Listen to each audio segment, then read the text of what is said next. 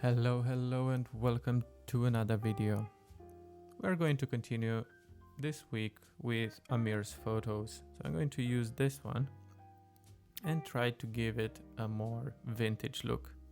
We're going to fix the shadows in his eyes, and also we are going to remove part of his beard here, make it a bit more tidy, but I want to preserve as much as possible because I really like this roughness. So we're going to transform it into this image.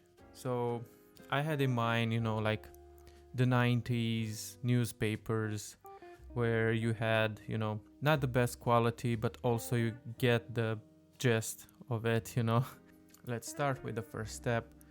I always duplicate my layer, and I'm going to try to work only with the mouse. So I'm not going to use any hotkeys or quick commands to do so.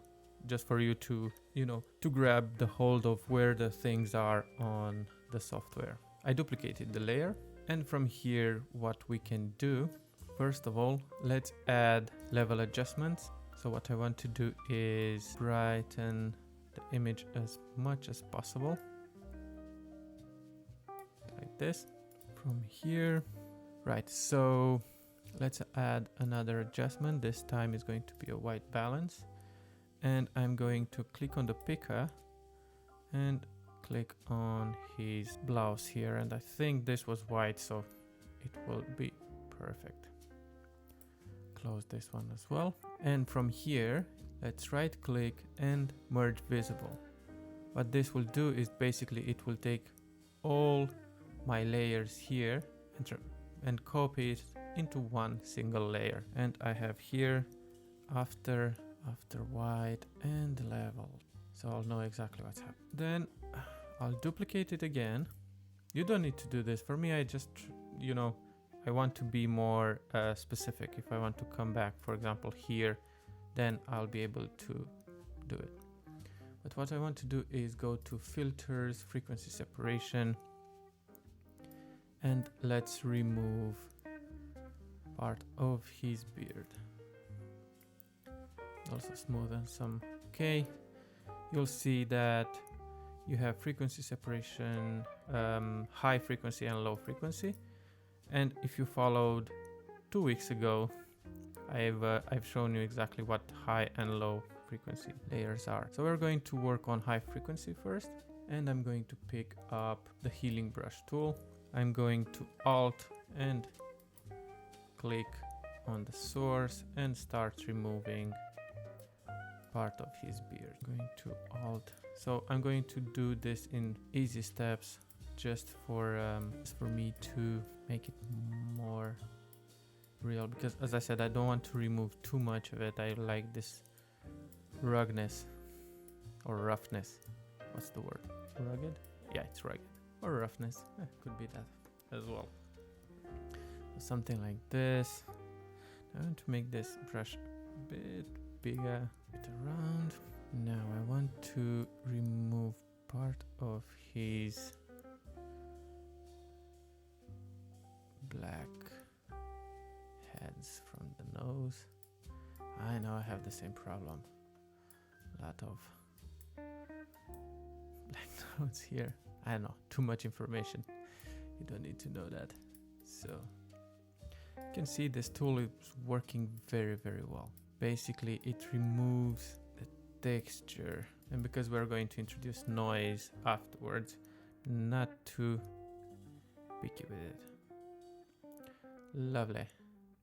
Let's see what else. I think he has something here. His eye. And here as well. Wonderful. Wonderful, wonderful. Okie dokie. Now we can see. Let's add this too. So I hold Shift and then. Actually, no. It's the other way around, sorry. So you select this too, and then you click here on the group layers.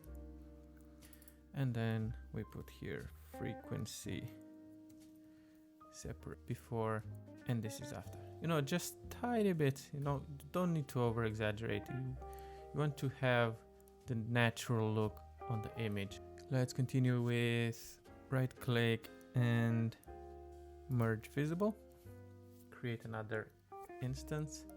And here, what I'm going to do is I'm going to use this dodge brush tool. If you have burn here as an example, just click and hold and choose the dodge brush tool. Okay, and this gives me a very big brush. So let's go and make it smaller. Opacity 100%, flow 16, hardness 10. Well, actually hardness is 0%.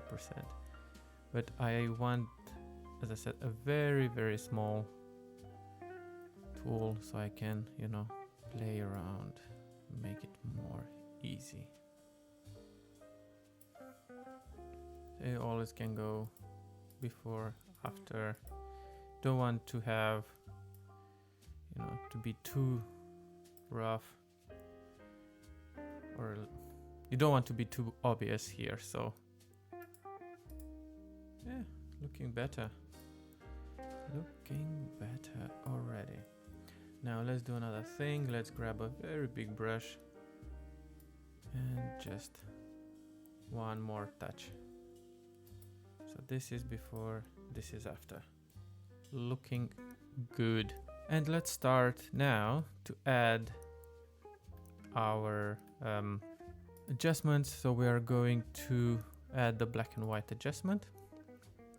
And this gives me the option to change all the colors that I have in the image. So you can see red here. You can really blow up the image if you want. But I want something like 30% over. We have yellows. So if you want to, as you saw last time, I go like extremes just to see how that looks and what is impacting in the image. Greens as well. So greens, you see not a lot of greens, but also what you want to be natural. So cyans, just a bit. Blues. Right, so I want his blouse to be like this. And magenta, of course, is going to be impacted there. Something like this. And I can close this one. Let's add another adjustment. This time I'm going to work with shadows and highlights. And the shadows, I'm going to go up a bit.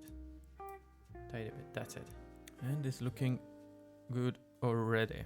Shadows and highlights, and what we can also add, first of all, let's merge visible.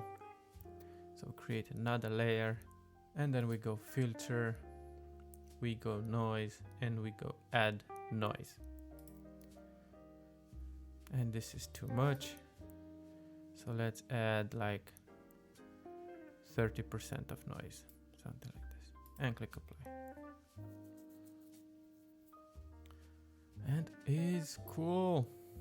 You can see the noise really makes an impact here on this image, and it looks amazing. And if you want to give a tint to this image, you can go and add an adjustment.